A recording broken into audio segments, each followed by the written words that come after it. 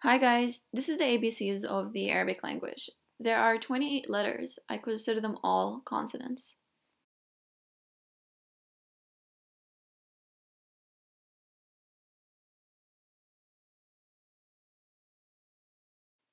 So we're gonna learn the first 7 in this video. So if you like, you can grab a pencil and paper and get going. There aren't any vowels like in English, in my opinion. However, there are 3 basic accessory-like things, which are a, u, and e, which are called harakat, and they literally translate to the word movements. Think of them as accessories to letters in which it guides the pronunciation of a specific letter. So for example, the first letter in the Arabic alphabet is alif, which is roughly translates to a or a in the English language. So if you put that little hat on top, it's pronounced a. If you put the circle with the slash on it, it's called u.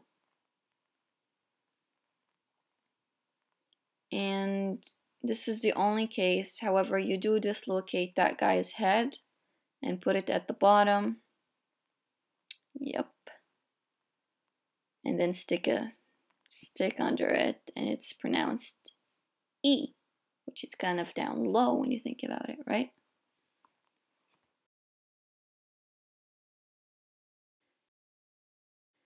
Now, because the letters are connected in words, the letters in the beginning, in the middle, and at the end of a word look slightly different.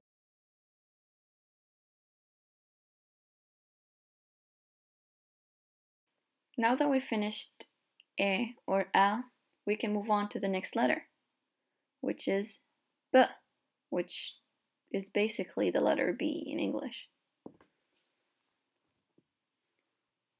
Now it can be ba, it can be mature, it can be boo,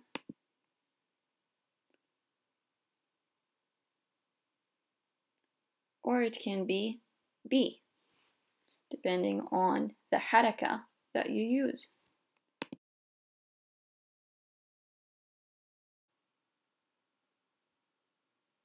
We can actually start writing now. So putting together a and b, it makes ab, which means father in Arabic. Ab. See, you can pronounce that now. Now if we put b and then a and then another b, then it becomes bab. But did you notice that the b at the beginning looks a little bit different than the b at the end? However, they both have one dot underneath them, which is enough to make it a b. And bab means door. So a b at the beginning, a b in the middle of the letter of the word, and a b at the end of it look like that. Now the third letter is t. Looks like a happy face, doesn't it? It's a good way to remember. And it's just basically a T in English.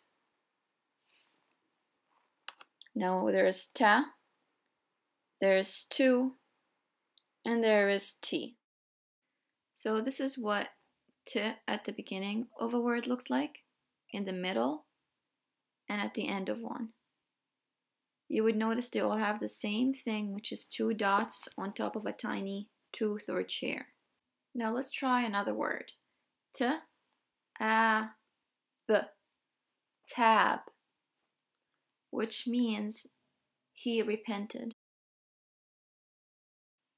Moving on to the next letter. Now, it looks exactly the same as the other two, but there's 3 dots in the shape of a triangle on top. And that makes the sound th.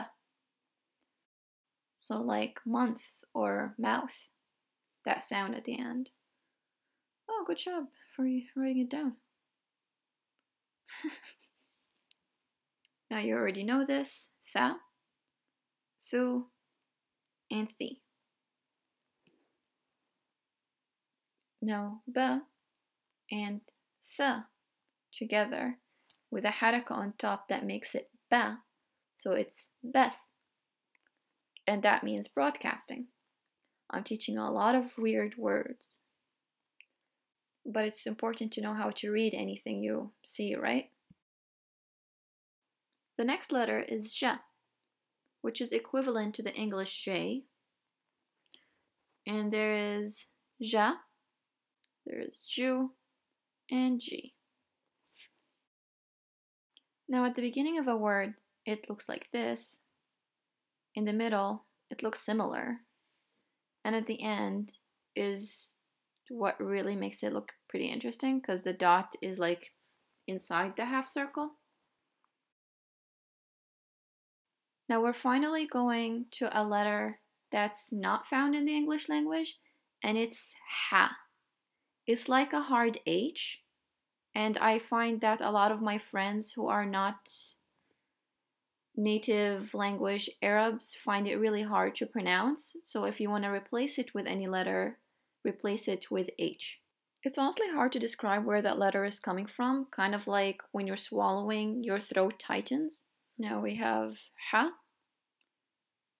hu, and he. Let's do a more common word. Put ha and b together, make it hu, you got hub. See, you guys can do this. And guess what hub means? Love. Yes, habibi. Now if we make it ha instead of hu, you get hab, and that means he loved. Now if you put ha and you put j together, you get hajj, and that means pilgrimage. The final letter for this video is kha, which is actually very common in a lot of languages. Kha is a little phlegmy, and it's kind of like whenever you see a KH, like DJ Khaled, it's Khaled, it's not Khaled. Now that's kha, and there's hu, and khi.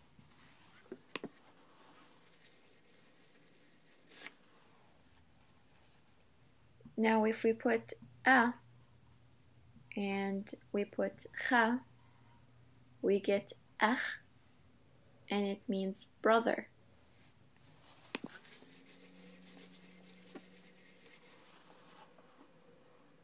And as the case of jim and ta, kha looks like this at the beginning of a word, it looks like this in the middle of a word, and it looks like that at the end of one. Just try to differentiate between ja, ha, and kha, because they do look similar, and the only difference is the location of a dot or lack thereof. There you go, guys. Now you got the 7 letters. Alif, ba, ta, tha, jim, ha, kha.